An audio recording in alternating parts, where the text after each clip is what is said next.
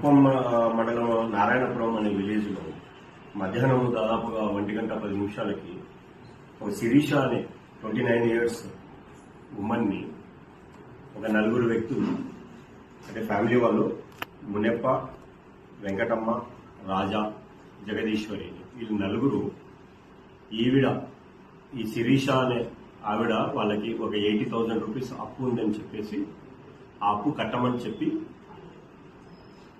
వాదులాడుకుని మీరు అప్పు కట్టేంత వరకు నేను ఊరి నుంచి పంపించమని చెప్పేసి ఇంటి వద్ద ఉన్న ఒక వేప చెట్టుకి కట్టేయడం జరిగింది. తాడుతో కట్టేసి కొట్టడం జరిగింది ఆవిడని.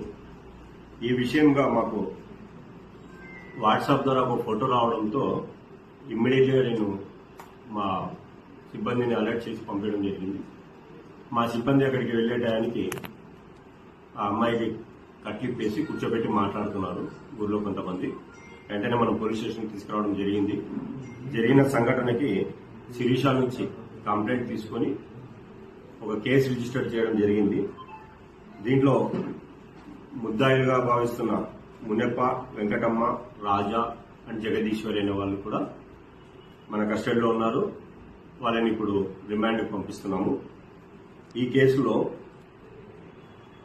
126 Clause 2, 118 Clause 1, 115 Clause 2, 351 Clause 2 and 109 BNS Act read with 3 Clause 5 case register చేయడం జరిగింది. That means attempt to murder case కట్టడం జరిగింది. దీని పూర్వపరాలు విచారిస్తే ఈ శిరీష అనే అమ్మాయి తన భర్తతో, తిమ్మరాయప్ప అనే భర్తతో ఆ విలేజ్లో, నారాయణపురం విలేజ్లో గతంలో ఉండేది.